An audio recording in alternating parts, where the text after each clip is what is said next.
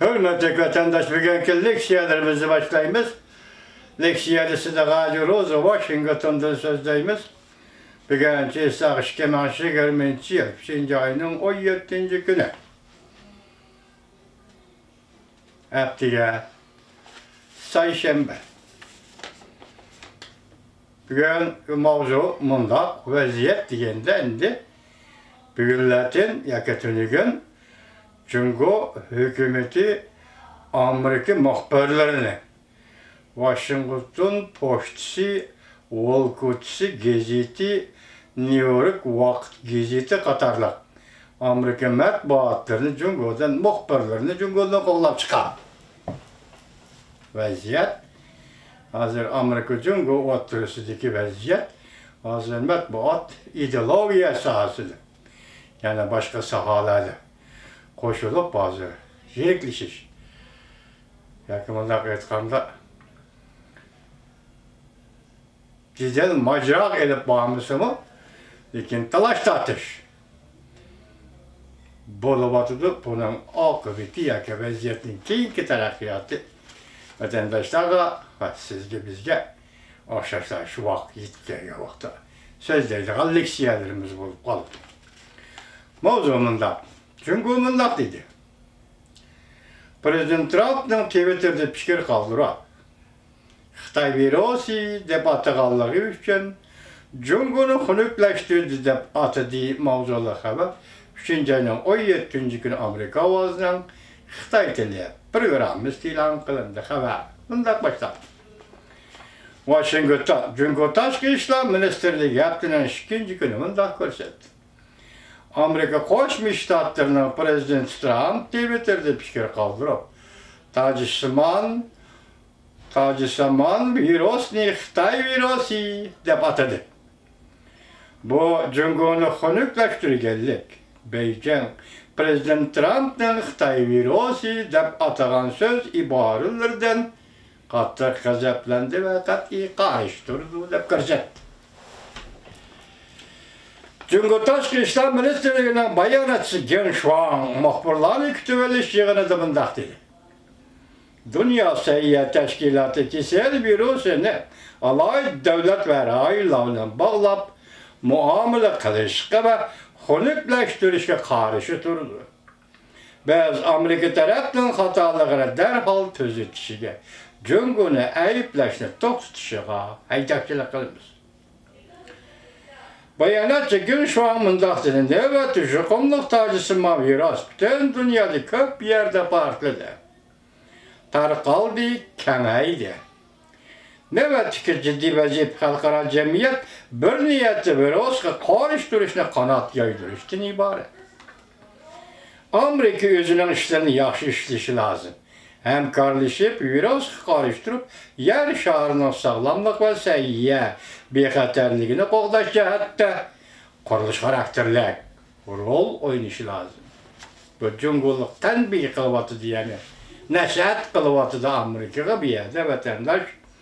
Prezident Trump haftaning 1. günü, yani dushanba 16. günü Twitter'da fikir qoldirib mundaq ko'rsatdi.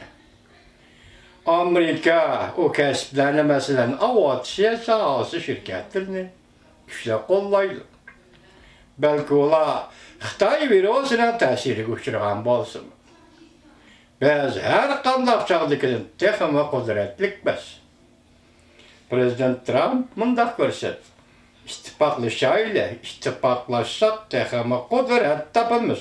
Bu xiristning Xitoy virusi keltirib chiqargan xiristning ustidan g'alaba qila olamiz. İlim meseleleri söhbeti Amerika Jungo nemişki virus meselesi talaş tartışıp kirib qoldi. Jungo nemişki suiqasd nazariyasini yana ko'tarib chiqdi. Mavzulu xabar 3. ayının 16. günü Amerika ovozining Xitoy til programmasi e'lon qilindi. Xabar mundaq başladi. Washington Cungo Tashqi ishlar ministerligi bayonotchisi Jolijan Twitterga fikir yozib mundaq dedi. Amerika armiyasi vakillari o'tgan yil 10. ayda dunyo harbiy to'shash yoki harbiy ishdan naqliyat yig'ini qatnashganda yuqumli virusni Wuhanga elib kelgan. Matbuotlar mundaq dedi, Beijing tunji qatim ko'cha xabarlarini aloqador taraflarning ko'z qarashiga aylantirdi.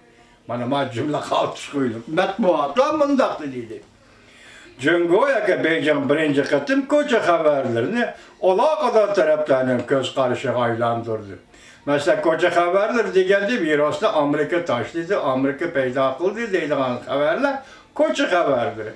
Bu xabarlarni bugun Jungo matbuot xabariga, ya'ni aloqador taraflarning xabariga aylantiryapti. Aylantirdi. Amerika Qo'shma Shtatlar Davlat Mahkamasi Jungoni Washingtonda turishlik bosh elchisi Svetyankani chaqirtib, Jungoning so'z iboralari to'g'risida qattiq ifoda bildirdi. Ve bunda ko'rsatdi, suiqasd nazariyasi ne tarqitish xatarlik ve sapsata tarqatganlik bo'ldi. Bundan buran Amerikaning davlat ishlar kotibi Mike Pompeo ve bir qism amaldorlar Wuhan virusi deb atagan edi. Virus Jungo'dan başlandı deb chiqib turgan edi. Amerika Jungo o'ttirishida virusning boshlanish manbai to'g'risidagi talash tortishlarni örlep gitti. Zaten kim yolluk? Bayanatçı suikast nazariyesi götürüp çıktı. Hususi qarash mı yoki aloqador taraflarning maqsadi mı? Virus bütün dunyoga kengayotdi. Jungo boshqalarga döngep qo'ya olamdi. Döngep qo'yib qutula olamdi. Wuhan virusi degan so'zni Jungo matbuoti avval o'zlari o'ttirib qo'ydi, deydi. Beijing bahorining tahriri Hoping apandi.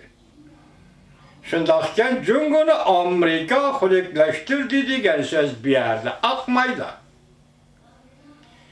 12 ayning 31 kuni Jungo axborot torbiti Shinlang xabar tarqatib xabarga Wuhan o'pkiyalliq virusi Sarı yuqumli virusinin qatoriga qo'yg'ili bo'lmaydi.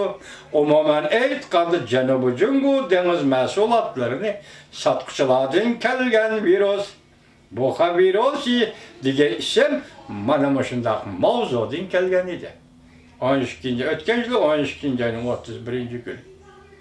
Bu yerda hozir Mike Pompeo'ning da'vat qilib Wuhan virusi dal mana shu maqola, shu mavzuda e'lonlangan gapdir. Canlipen, tadqiqot Canlipen Beijing'de deydi, Wuhan'da yuz bergen bu virusga Jungo hükümeti ve Hubei yerlik hükümet mas'ul. Yuqorqilar munozara qo'yilgan temalar, uning javob bergan ikki kishining misolini va so'zini misol oldik. Biri Hoping, New Yorkda Beijing bahorining tahriri, sobiq tahriri, yana birisi Canlipen Beijing'da tarixshunos.